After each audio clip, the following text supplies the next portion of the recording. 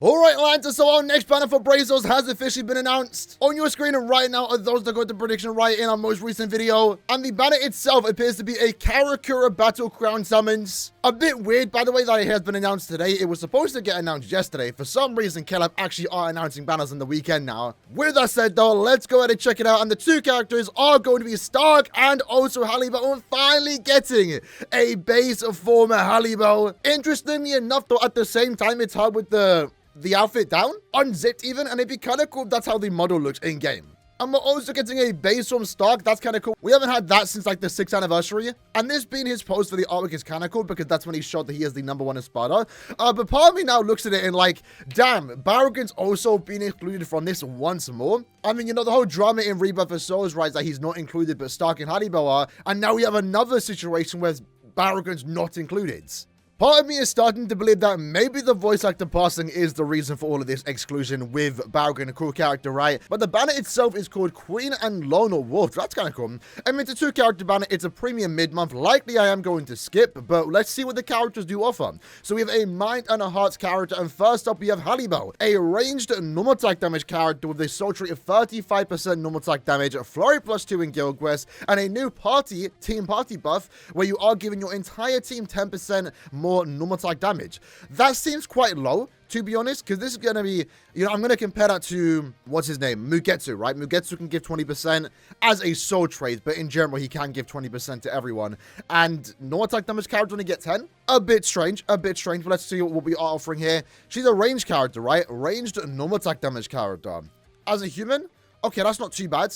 Not entirely needed, to be fair, because we do have access to, what's his name, Byakuya and also Tendril, both Soripers. And since she is a run card that is wanting to be used in that guild quest, it is kind of unfortunate. If this character here was a Soriper, they actually would have got the buffs from someone like Tendril and also Byakuya, right? Because both of them give 30% more damage to enemies not afflicted by an ailment. So to see HALIBEL go down that route of being a guild quest character, but also be one where you kind of want to have a team of Soripers is kind of unfortunate. Not like it matters, to be fair, because Byakuya is already a good character as is, so is Tendril, and now you have an additional normal attack damage character, which I'm pretty sure that guild quest does lack. As a premium character too, no matter what skill she does have here, she is going to be good for that guild quest. Because right now, again, your 2 characters that you want to use in that guild quest are going to be, you know, limited characters, 1000 Year Blood War, Tendril, and also Byakuya.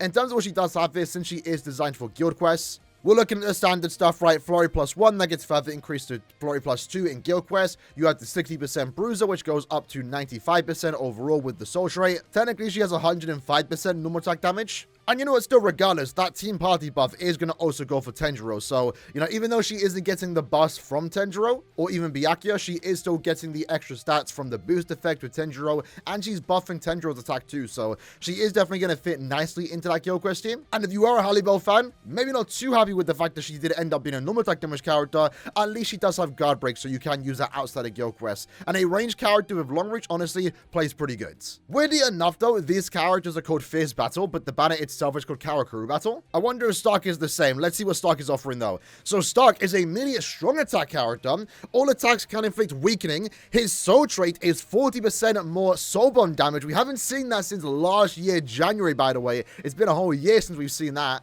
To go alongside that, though, he is a super link swap farmer, so we have been consistently getting new farmers for mid-month. I actually don't mind that. And then he is also offering +5 normal link swap potions. He has a new skill where he gives Hearts characters 30% more damage. That can be pretty decent, so let's just scroll down and see what he does offer. A Heart Soriper Killer doesn't seem too bad. He's a melee character too. Having a look at the skills that he does have, I mean, it's kind of like the bare minimum for farming characters, but this is actually good in of itself. You have Frenzy +2, you have a 40% Berserker, then you also have your 80% Spiritual Pressure boost. With the idea that this character is there to just farm links or potions, super links or potions, honestly, like, his damage output doesn't matter all that much. But at least it is nice to know that he does have a good damage output. And remember, the character itself does also have weakening with a spiritual pressure boost. So for a farming character, this honestly isn't even too bad. Like, there's some potential crossover even in Guild Quest content, because he does a Soriper Killer as a ranged melee Soriper Killer. I mean, to be fair, melee Soriper Guild Quest is quite stacked in of itself. You probably won't use this character in Guild Quest, but who knows? Maybe in the future you might get this character max transcended. He is a premium character after all. Eventually, you're going to get him. Maybe you could give him a use there, right? But either way, I'm curious to see what usage he is going to get with this team party buff, since he is giving every hard character 30% more damage to any enemy that is status afflicted. I can't really think of any character that comes to the top of my head right now, but there might be a use for that skill in the future. Again, weirdly enough though, he has also a high damage output when it comes to the Soul Bomb. 70% devastation here, which is higher than usual, with the weakened defense, with the weakening, with the 80% spiritual pressure boost, with the 30% more damage to weakened enemies right through this skill, and then you're also on top of that, you have the extra 40%. So his Soul Bomb is going to be hitting quite hard, so I'm curious to see how that is going to play out. And have a look at the actual Philippon. It is 12 characters here for some reason. No unfeatured pull rate, that's kind of interesting. Maybe Caliber getting rid of the unfeatured pull rate right now. But obviously, whenever they do remove the unfeatured pull rate, they do add 3 more characters here. So less chance to get the character on the guarantee if you are hunting for Stark and HALIBEL. But in terms of fillers in, nothing super crazy. I mean, personally, I do like that Ichigo and also Okuro, the renewed versions, are there. So if you do like collecting those original characters or past anniversary characters, they are there, making the banner better value, even though they're not the greatest characters anymore. I kind of like that Lily Net was included, even if she's not like that good, since it is a Stark banner. Lily Net being here is like kind of a nice touch. But yeah, regardless, a premium mid-month banner seems like an easy skip regardless of who the characters actually are going to be or what they are going to offer. Alright then, so first up we have HALIBEL. Let's see what she is going to offer. So she actually does. I kind of like that, in all honesty, that our first HALIBEL that we have gotten is as a base form. It actually does have the zip down, which is kind of cool. It's kind of cool. It's not what I was expecting. To be fair, in all honesty, they could have given us a base from HALIBEL in the past, and then now given us this unit with the zip down. That would have warranted a new version, in my opinion. Her being ranged is interesting, though. I don't think HALIBEL at base even showcases much. Even in Rebirth of Souls, the gameplay we did see, she didn't have, like, crazy visuals in base.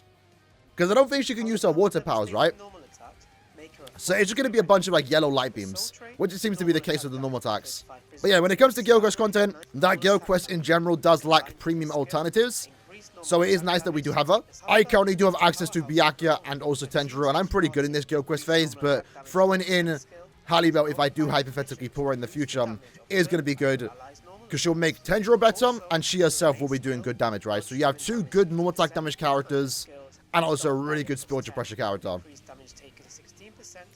Again, would have been nice if she was a Soripa, because then she would have got those 30% damage buffs from Byakuya or Tenjiro, depending which one you are using. But yeah, in general, an overall nice alternative no attack damage character, because this Guild Quest phase does like it. If we could get an alternative SP unit, that would also be great too. Alright, so no attack string, just straight yellow beams in front of her. I don't dislike it.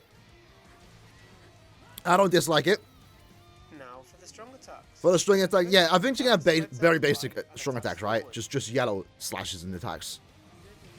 I don't recall HALIBEL ever doing much pre-base form or pre-resurrection. SA2, little pushback, decent, and in the third, oh, that third strong attack looks a bit stinky. Like even on a visual standpoint, it's not even a normal full screen. I think it has like a very small area in front of her. That's cool. Oh, damn.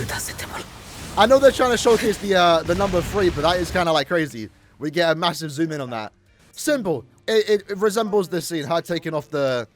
unzipping it, showcasing that she's a Sparta 3, and then doing an attack. I assume Stark is going to do the same thing. Now that I think about it, having a look at the artwork, it's both of them revealing their number. That's basically the theme of the character's artwork. Stark is showing number 1, HALIBEL is showing that she's number 3. And again, unfortunately, Barricad's not here. So in terms of Stark's model, I can't remember the differences. I think it looks better. It's nice to get a base from Stark.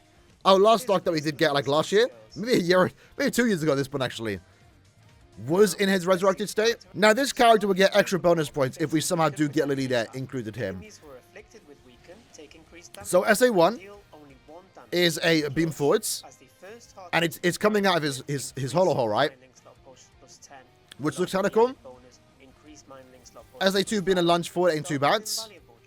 Strong attack wise, the character seems simple enough, and then his SA3 is going to be a full screen. Even though again the visuals aren't anything super crazy here, the character itself looks better than HALIBEL, which probably is better for us because he's the SP unit. But Stark actually does stuff in his base form. Oh, briefly though, he does do like just a beam and Sarah and stuff. It would have been cool if we had Lily Net included here, like somehow in the strong attack here, because I don't think we have a single Stark in this game that does have a Lily Net in the strong attack here. Maybe I'm wrong, but to be honest, now that we've gotten the base Stark out of the way, I wouldn't mind a potential remake of the normal attack damage one with his double dual wielding swords. because that's not been remade as of yet. There is only one copy, but then again, that just would probably mean a no attack damage character. I don't know if I would want that. But in terms of being able to clear like links or trials for farming content, seems good enough. He does have Havoc, so he has that extra bit of range on the SA1 and 2. And then his SA3 is just going to be a 4-screen. Seems simple enough. And then we have a special move, Zero. Should be simple enough. Showcase number 1. Okay, who's he slashing? Who's he slashing? Bro, it's so funny every time we get a character with battle banner, they're always attacking buildings. It was kind of a meme a while ago. Like they're just fighting buildings, and we're kind of seeing the same thing here. Both HALIBEL and Stark are just destroying Karakura and Relax. But yeah, we have number 1. I kind of like the fact that both of them are showing the numbers. And then again, we just get a simple attack.